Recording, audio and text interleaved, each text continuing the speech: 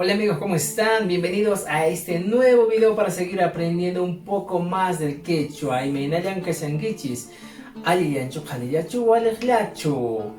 clase vamos a aprender un poco más de los pronombres posesivos y algunos sufijos que indican posesión. Entonces, a estar atentos porque esta clase va a ser muy importante para que puedan practicar en casa. Empecemos a conocer algunos pronombres posesivos. En este caso, para la tercera persona gramatical, que en castellano sería él o ella, simplemente en quechua se dice pai. Veamos los ejemplos. Yo quiero decir su casa, su perro, su camisa, su pantalón. Utilizamos la siguiente expresión, paipa, más los sufijos que vamos a aumentar a cada uno de estos sustantivos. ¿Y cuáles son sus sufijos? Son los sufijos n y también el sufijo nin. Para ello vamos a ver la regla general que nos dice. Para los sustantivos que terminan en vocal añadimos el sufijo n. Escuchen bien, para los que terminan en vocal. Y para los que terminan en consonante añadimos el sufijo nin. Pero los ejemplos son los que hablan más. Veamos. Paipa, wasi. Su casa. Paipa, wasi. Tenemos otro. Paipa halcón. Paipa halcón. Sería su perro. Paipa kusman. Paipa kusman sería su camisa. Paipa waran. Paipa waran sería su pantalón. Paipa pukun. Paipa pukun sería su plato. Paipa kunturnin. Paipa kunturnin sería su cóndor.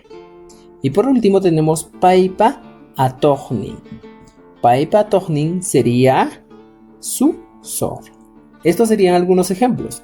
Pero conozcamos un poco más sobre el pronombre posesivo paipa. Como hemos visto, esta es la regla general que debemos seguir. Pero hay algo importante que debemos saber. Para evitar estas expresiones como paipa hamparan, fíjense, paipa hamparan sería de él su mesa. Para evitar esa expresión simplemente podemos utilizar la siguiente expresión, hamparan, nada más. Otra expresión, paipa tuju. Igualmente, para evitar esta expresión utilizaríamos simplemente tuju, que significaría su silla. Paipa makin. De igual manera, para evitar esta expresión utilizamos solo makin, su mano. Paipa sorkanin. De igual manera, para esto utilizamos simplemente sorkanin. Luego tenemos paipa warmin. Para evitar esa expresión utilizamos warmin, su esposa o su mujer. Luego tenemos otro, paipa taitan.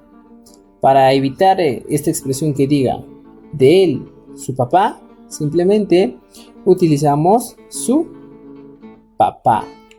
Tenemos paipa panan. Utilizaríamos esta expresión panan.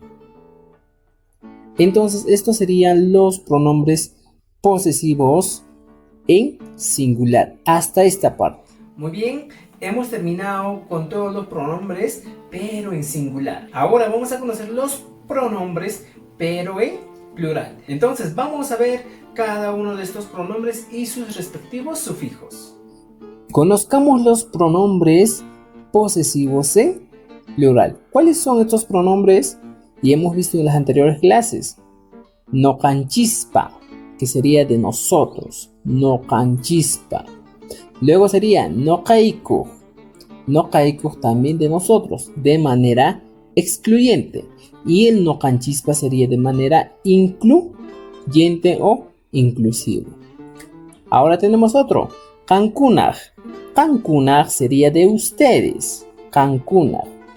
Y por último sería paicunaj, de ellos o de ellas. Estos serían los 4 pronombres posesivos en plural. Ahora conozcamos algunos de ellos. Vamos a conocer el no canchis o para el pronombre no canchis. Cuando nosotros queremos decir nuestra casa, nuestro perro, nuestra camisa, simplemente utilizamos la expresión no canchispa, o en muchos casos le aumentamos al sustantivo el sufijo inchis y el sufijo ninchis. Pero la regla también nos dice aquí, para los sustantivos que terminan en vocal añadimos el sufijo ninchis, y para los sustantivos que terminan en consonante añadimos el sufijo ninchis. Los ejemplos son claros, entonces veamos. No canchispa huasinchis. Nuestra casa. No canchispa huasinchis. No canchispa alconchis. No canchispa alconchis sería nuestro perro. No canchispa cusmanchis. No canchispa cusmanchis sería nuestra camisa. No canchispa guaranchis. No canchispa guaranchis sería nuestro pantalón. No canchispa pucunchis sería nuestro plato. No canchispa kunturninchis sería nuestro cóndor. No canchispa atojninchis sería nuestro zorro. Si queremos conocer un poco más de esto, debemos hacer lo siguiente. Para el no canchis, utilizamos los sufijos inchis y el sufijo ninchis. Pero hay algo importante. En vez de utilizar no canchispa jamparanchis, que se traduciría como de nosotros, nuestra mesa. Para evitar ese tipo de expresión simplemente podemos utilizar la siguiente expresión. Jamparanchis. De igual manera, en vez de decir no canchispa tujunchis, podemos decir tujunchis. En vez de decir no canchispa maquinchis, podemos decir maquinchis, nuestra mano. Luego, en vez de decir no canchispa sorcaninchis, podemos utilizar el término sorcaninchis. Tenemos no canchispa taitanchis. En vez de decir no canchispa taitanchis, podemos utilizar taitanchis, que significaría nuestro papá. Y así seguidamente para la expresión no canchispa pananchis, en vez de esta expresión podemos utilizar pananchis, que significaría lo mismo. Entonces, esto sería en caso del no canchis. Ahora conozcamos para el no caiku. No caiku significa nosotros de manera excluyente o cuando excluye a las demás personas del grupo. Veamos también para decir nuestra casa, nuestro perro, nuestra camisa, etc. Simplemente utilizamos los siguientes sufijos. Iku o simplemente niku. Y para los sustantivos que terminan en vocal añadimos el sufijo iku. Y para los sustantivos que terminan en consonante añadimos el sufijo niku. Jabarichikuna o simplemente ejemplos. Esténse atentos por favor. No kaiku wasiku. No kaiku wasiku significaría de nosotros nuestra casa. ¿Se dan cuenta del tipo de expresión que estamos utilizando? De nosotros, nuestra casa. Ya, más adelante vamos a explicar. No kaiku halkuiku, de nosotros, nuestro perro. Ahora, no kaiku kusmaiku, de igual manera, de nosotros, nuestra camisa. No kaiku huaraiku, de nosotros, nuestro pantalón. No kaiku pukuiku, de nosotros, nuestro plato. No kaiku kunturniku, de nosotros, nuestro cóndor. No kaiku hatujniku, de nosotros, nuestro zorro. Ahora, se habrán dado cuenta que en estas expresiones hemos utilizado la doble posesión. Para evitar eso, simplemente podemos utilizar los siguientes enunciados. De la siguiente manera. Eliminamos el sujeto y simplemente estaríamos hablando de un sujeto tácito, de un sujeto que se sobreentiende. Pero estos ejemplos van a ser muy importantes cuando queramos decir Amparaiku, nuestra mesa.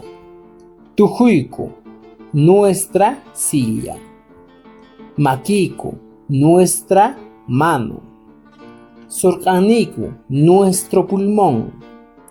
Waikeiku, nuestro hermano. Taiteiku, nuestro padre. Panaiku, nuestra hermana. En todas estas expresiones simplemente ya no existe la doble posesión, sino que existe un sujeto tácito. El sujeto tácito es aquel sujeto que se sobreentiende. Entonces esta expresión también es correcta para utilizar en el quechua y el más recomendable. Muy bien, hemos llegado a la parte final donde hemos aprendido algo muy importante: los pronombres posesivos y los sufijos que indican posesión. Hinakatenka wayqpaneguna, kankunawaqa tupananchiskama.